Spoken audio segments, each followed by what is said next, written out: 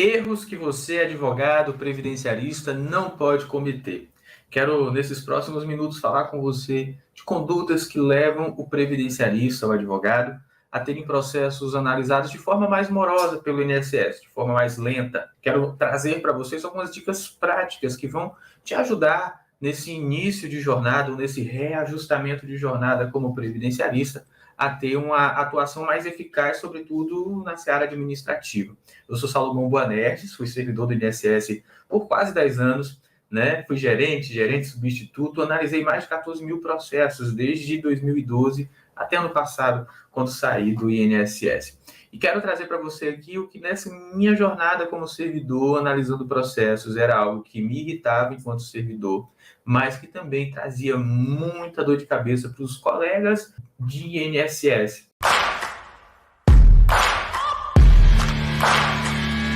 Quando eu falo assim, que me irritava por quê? Porque, como advogado, eu falo, cara, será que esse colega não percebe que isso aqui mais atrapalha ele, né, do que ajuda? Então, eu quero trazer para vocês aí alguns pontos que a gente vai estar trabalhando. O primeiro ponto deles é não entender que o PAP, o processo administrativo previdenciário, é diferente do judicial, é muito diferente do judicial. O processo administrativo previdenciário, ele difere demais da prática mesmo ali, do processo administrativo, sabe? De como ele funciona, de como ele é organizado, e você precisa entender isso.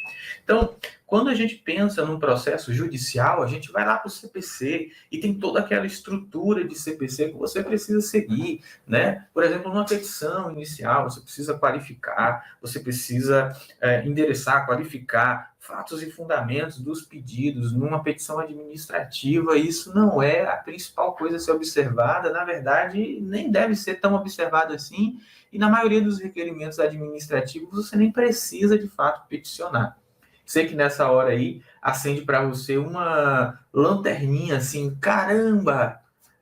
Mas e se for para judicializar depois? O juiz vai ali ver que eu não instruí o processo, né, e vai negar, e como é que vai ser? Gente, todos os dias, milhares de segurados, de beneficiários fazem requerimentos no INSS e são negados, e depois são judicializados por nós, advogados, os benefícios são aprovados, mesmo que o segurado, o cliente, não tenha observado nenhuma técnica processual no requerimento, porque não é essa a lógica do INSS.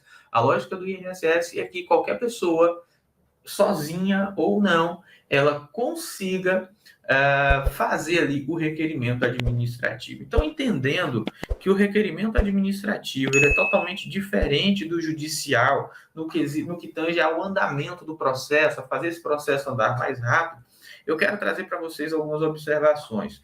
Primeiro, simplicidade.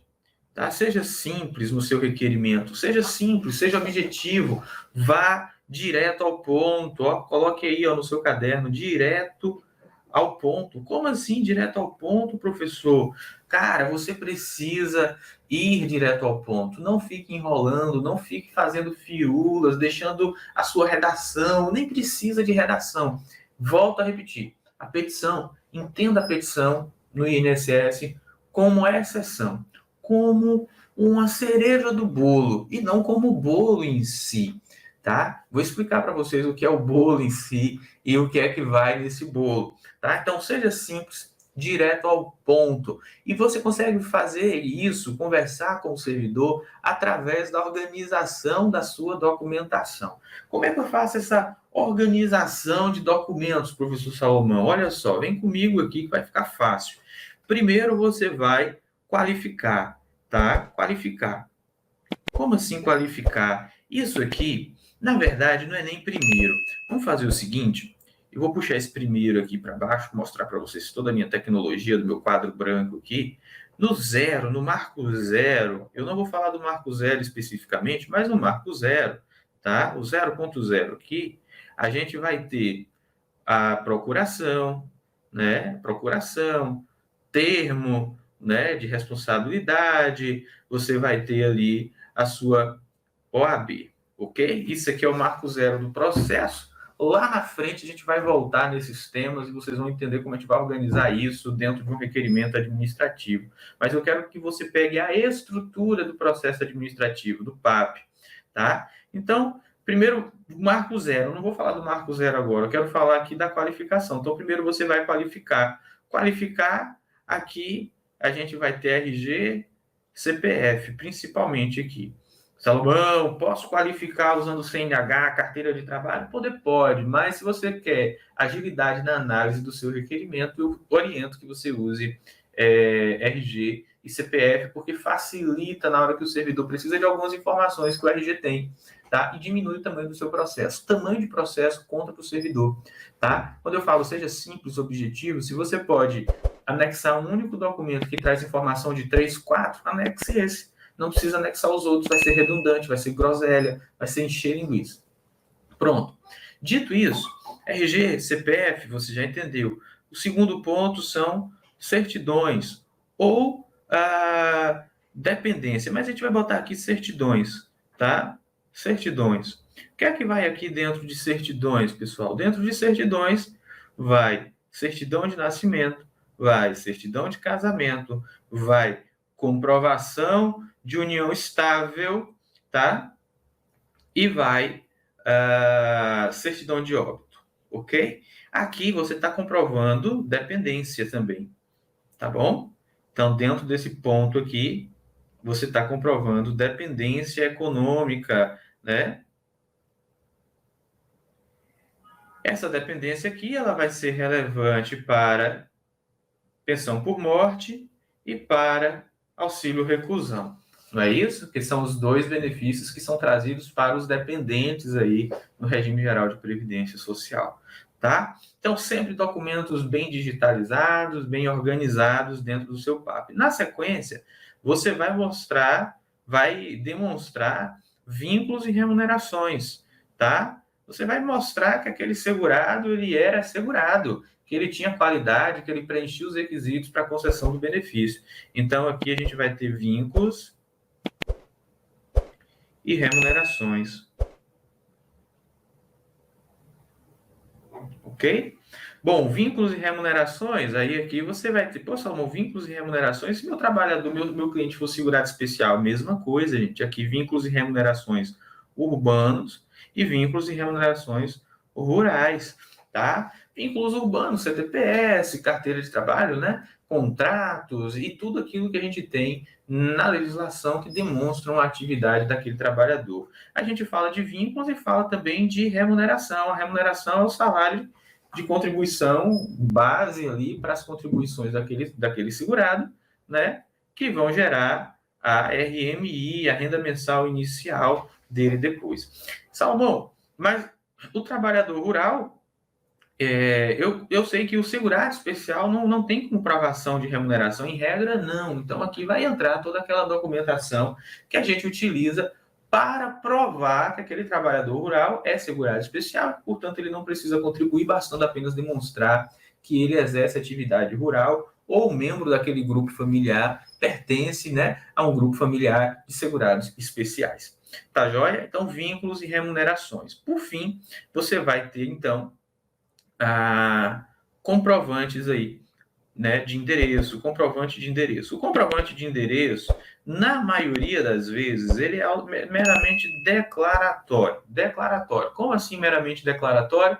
É só para constar no sistema, para que o INSS, quando for necessário, envie uma cartinha para o segurado, né, entre em contato com aquele segurado via analógica. Mas hoje, com o meu INSS, você vai preferir essa comunicação via e-mail, via telefone, né, sobretudo e-mail, tá? Mas, se eu estiver falando aqui de uma comprovação de dependência ou uma comprovação de renda de grupo familiar, esse comprovante de endereço ele não pode ser meramente declaratório. Então, aqui eu vou ter que ter, para os casos de segurado especial, para os casos de BPC, onde eu tenho que demonstrar a mesma residência, onde eu tenho que demonstrar vínculo com aquela terra, onde eu tenho que demonstrar que aquelas pessoas vivem junto para fim de benefício assistencial, onde o grupo familiar, quanto mais gente, mais diluída a renda, mais fácil de concessão do benefício no administrativo. Então, eu vou ter que apresentar um documento formal, não pode ser apenas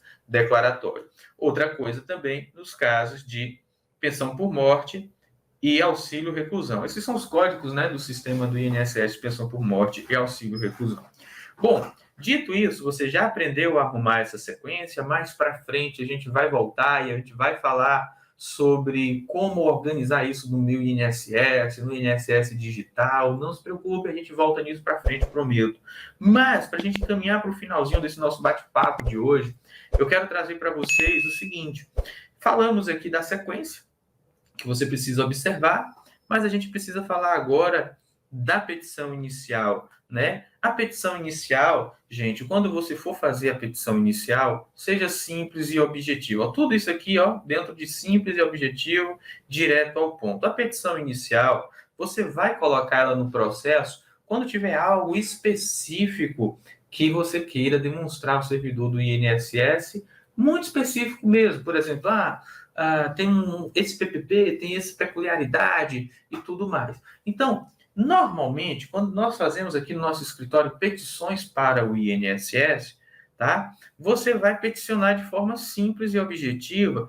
Se for em primeira instância, primeiro requerimento, você sabe que o servidor do INSS vai conceder, que o INSS vai conceder aquele benefício, então você faz uma petição simples, você vai direto ao ponto, vai direto aos pedidos, tá? Diga logo o que é que você quer. Então, desejo que a CTPS número tal seja incluído o vínculo da folha tal no CNIS, ok? E aí você informa esses detalhes, e aí dentro desses detalhes você vai falar diretamente ao servidor do INSS. Salomão, mas eu sei que vai ser negada meu requerimento, é um requerimento que só consigo no INSS em segunda instância.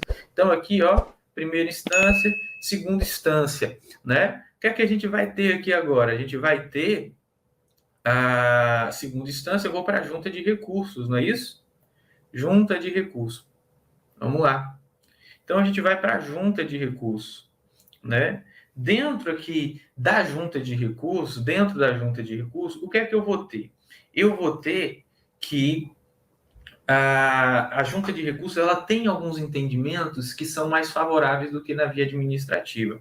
Então, eu já monto essa petição pensando aí na junta de recursos, pensando aí no entendimento da junta, tá? Pensando ali como a junta tem entendido aquela situação, aqueles casos, e pensando dessa forma, eu consigo montar uma petição mais assertiva. Para a primeira instância, em regra, você não vai usar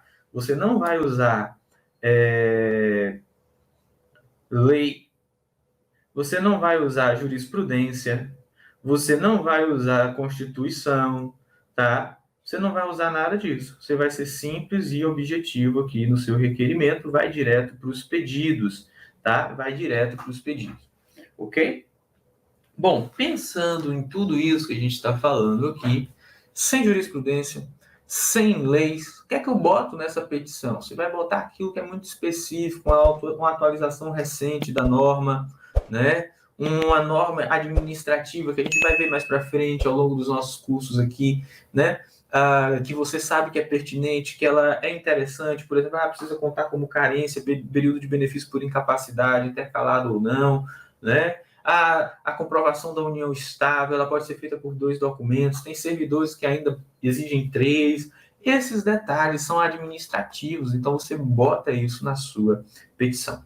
Se você seguir essa dinâmica que a gente está trazendo aqui para você, você vai ver que os seus processos vão andar mais rápido, que você vai ter mais êxito no administrativo do INSS.